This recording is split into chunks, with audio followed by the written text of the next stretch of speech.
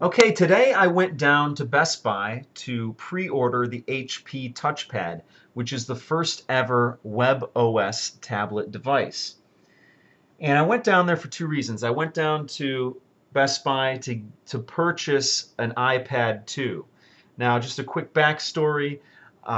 If you saw my previous videos where I actually did an unboxing on an iPad 2 and a comparison between an iPad 2 and a Motorola Xoom, I bought that iPad 2 on launch day.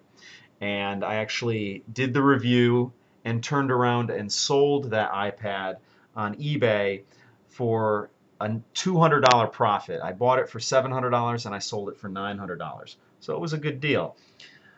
So in order to do the new comparison, when I actually purchase the HP TouchPad, I'm going to do a comparison between the TouchPad, the Xoom, and the TouchPad and the iPad 2.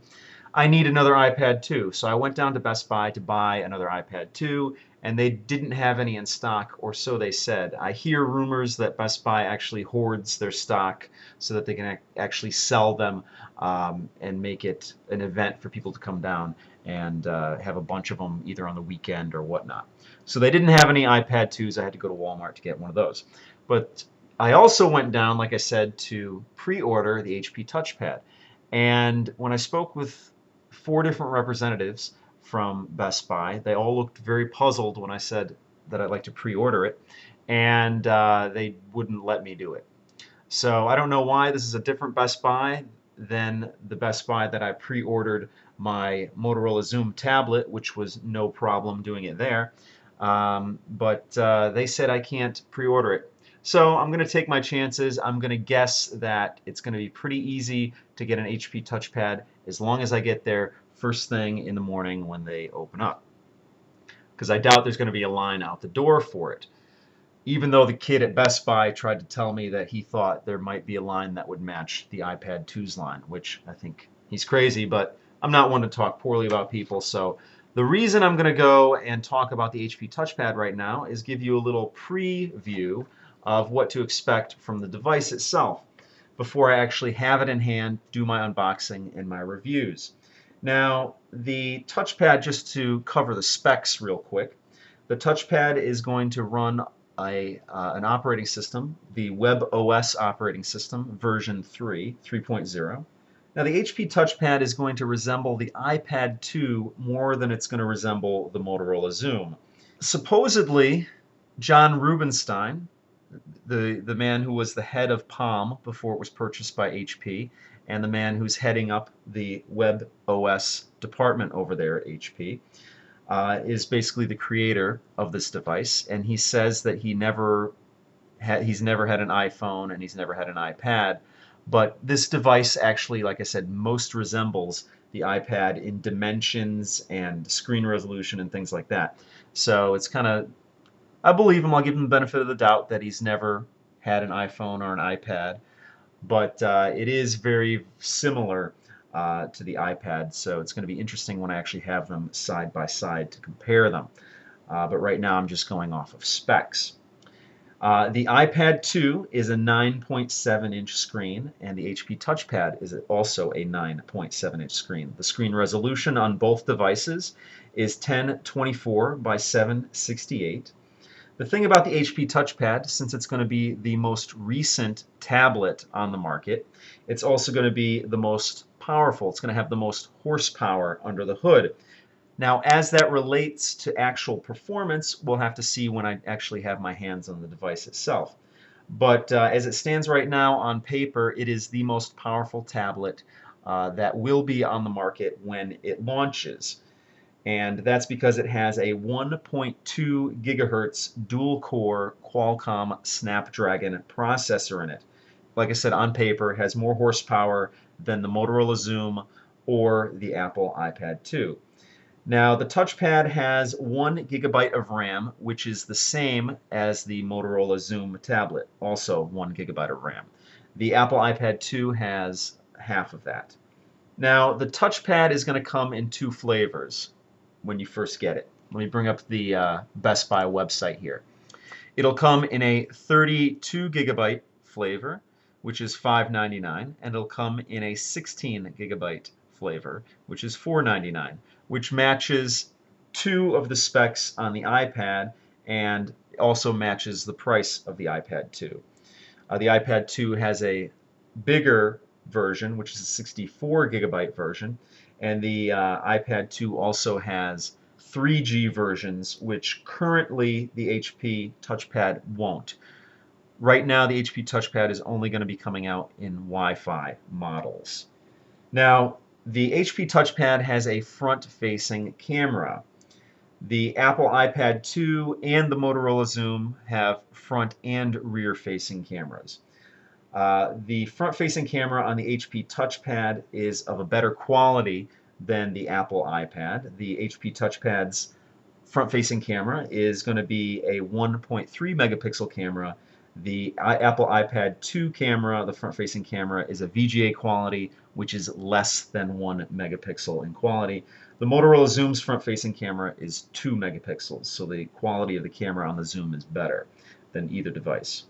Now, just because it only comes in a Wi-Fi model doesn't mean that it's not going to come out with 3G model, and supposedly that's coming down the line. The Wi-Fi on the HP TouchPad is 802.11b, G, and N.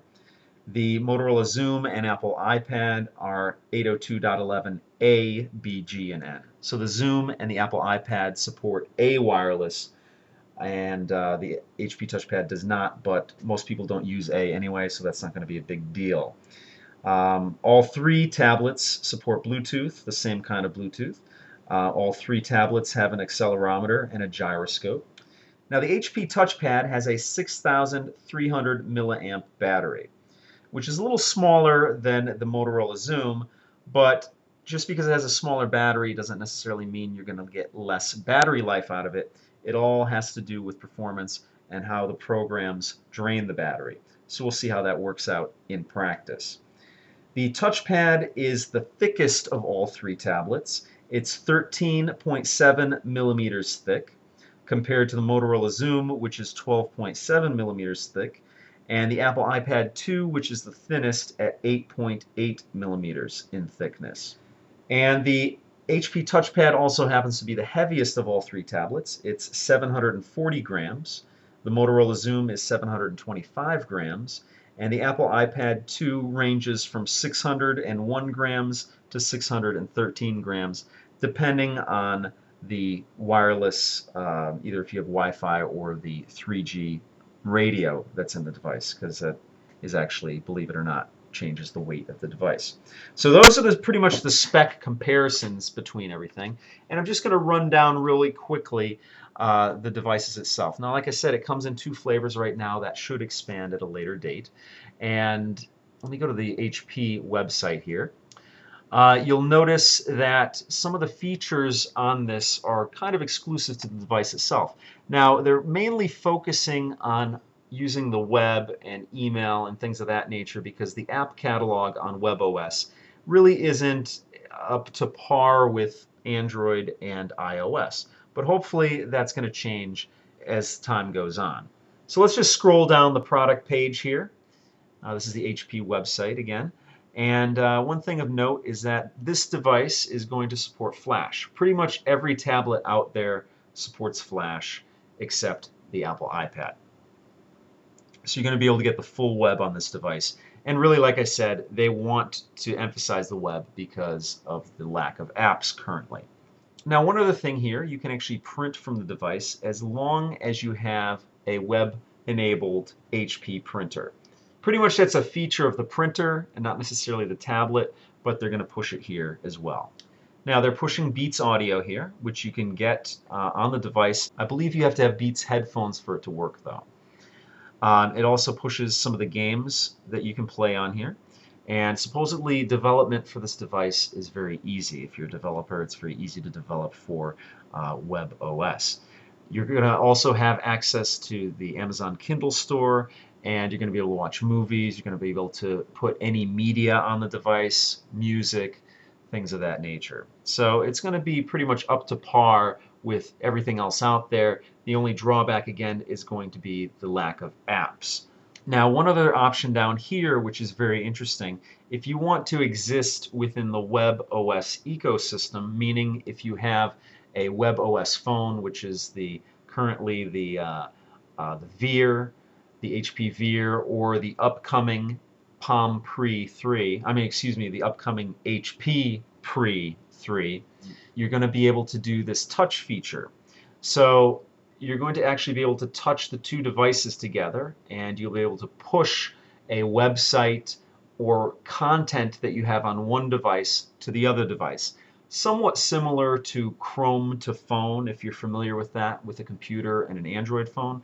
But this is actually, you don't have to do anything other than touch the two devices together, and it will push whatever you're doing on one device to the other. Now, this is also going to come in handy if you actually get a phone call on your phone. You can actually take that phone call on the tablet itself, so you don't actually have to pick up your phone. If you're working on your tablet, you can actually take the phone call from there, which is really cool. And there's a wow feature, there's a wow aspect to this, where you just be like, wow, it's pretty cool to look at. It's pretty cool to experience that way, and it makes things a little bit easier. Now, just because the app catalog isn't as vast as iOS, which has the largest amount of apps, or Android, which has a good amount of apps as well, they do have apps for this device. So don't worry, if you're interested in this device, there are apps, and like I said, hopefully it will increase with time. And Angry Birds is on the device, so that's a selling point for a lot of people. Now, a lot of the accessories here are pretty interesting. You have a case, which I hope is better than the Motorola Zoom case, because I really didn't like that and actually returned it. You have the HP Touchstone charging dock here, which has been a great feature of all WebOS devices. You can actually you don't have to plug it in. You just set it on the charging dock, and it will use inductive charging right through the back of the device to charge the tablet up, which is very cool. And you also have the option to get a wireless keyboard here. So that's pretty much a good overview of the HP TouchPad. I will be getting my hands on one, and I will do, like I said, an unboxing. I will do a review and a comparison on my channel, so stay tuned for that. So that pretty much does it for this video. I will see you next time.